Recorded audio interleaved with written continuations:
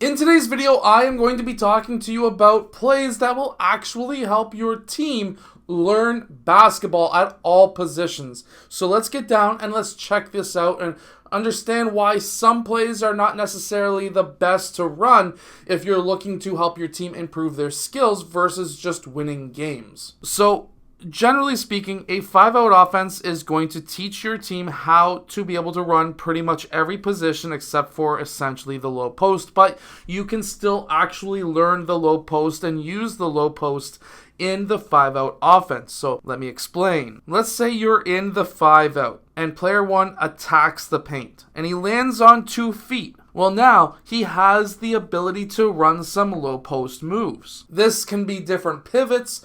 This can be maybe a shot fake, a pivot, and then a shot itself. There's a lot of different options.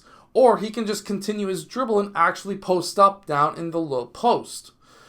Now, I'm not saying that this is something that will happen every single time, but this is why every player at every position needs to learn the low post, because if you run the 5-out, now what you're going to actually do is allow every player to have the opportunity to play post as well as the perimeter.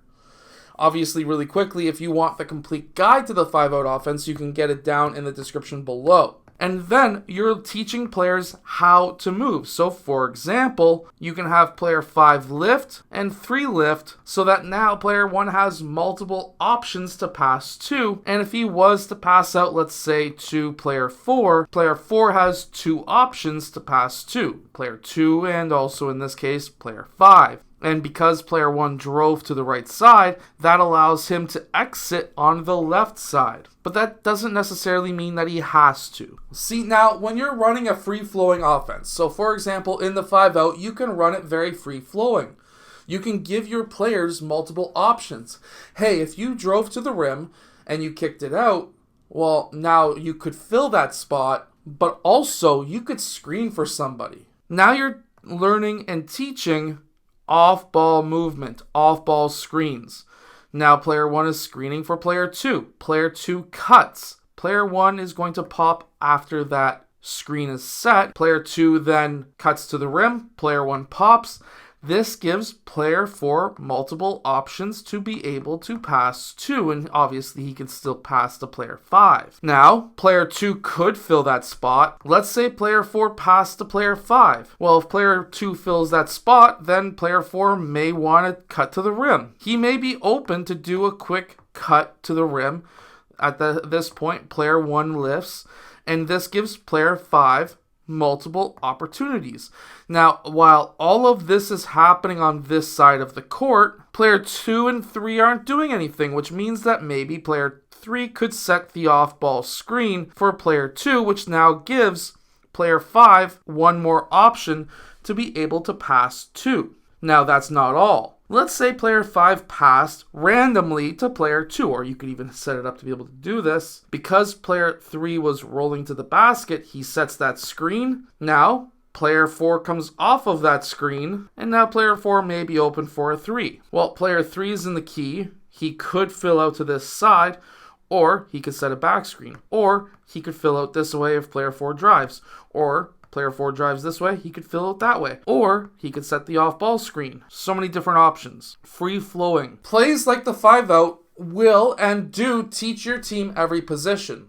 Now, if you are playing a one-position offense or a single-position offense where a center is a center and a forward is a forward, that would be very similar to this, where you have 4-out, guy in the post, and if player 1 passes to player 4, player 5 goes to the low post, player 1 screens away. When player 1 screens away, player 3 comes to the ball. Well, player 3 got the ball, player 5's in the high post. Now player 3 passes to player 1. Oh, player 5 is still in the high post. Player 3 down screen, player 4. Player 1 sets a pass over to player 2. Player 5's in the low post again. Player 1 screens away, player 4 fills. Player 5 is then just stuck in the key, and I've seen this play literally a million times. I've actually seen this play a lot. I've been coaching for 15 years. The amount of times I've seen this play is astounding. And I've seen teams that have like this really tall kid and he will literally run it all game. That tall kid, 40 points a game. Simple, easy. Catch, turn, shoot. Oh, I missed. I got my own rebound. Oh, yeah, I got it. All game. The sad part is the amount of times I've seen coaches do this, and because I've been coaching for 15 years, I've seen so many players go through it, and 99% of the time, that center who is 6 feet tall in grade 7 is 6'2" in grade 12. Never learned ball handling, never learned shooting, just learn to turn, take one dribble or turn, and just shoot, turn, and do a layup, whatever it may be.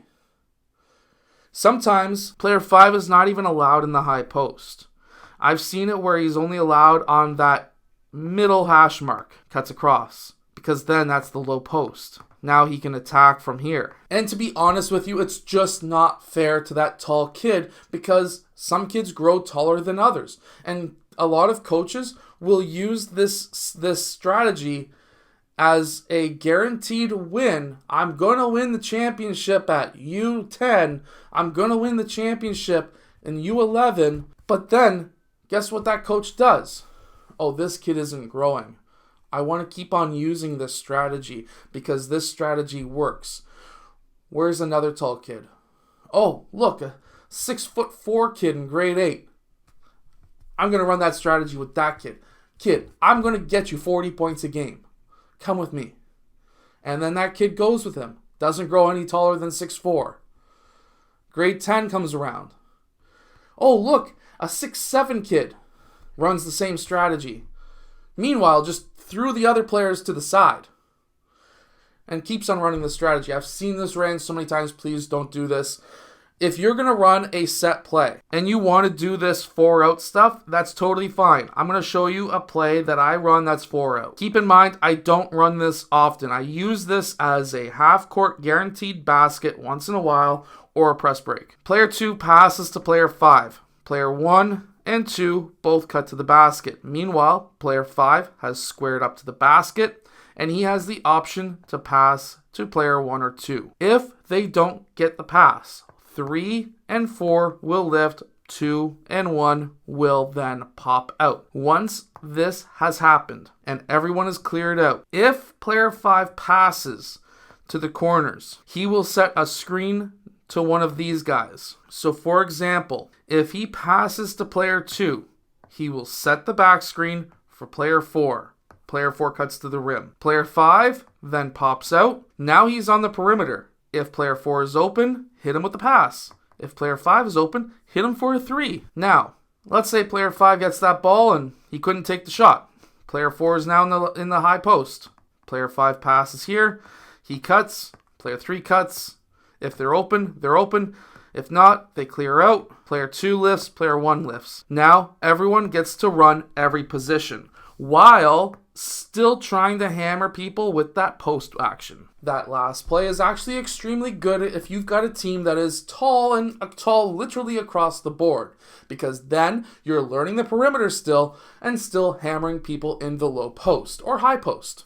I hope that this video has helped you. If you like this idea of this app, it's called Playbook. You can get 10% off down in the description below. And if you want the complete guide to the 5-out offense, make sure to go check out the link that is down in the description below as well.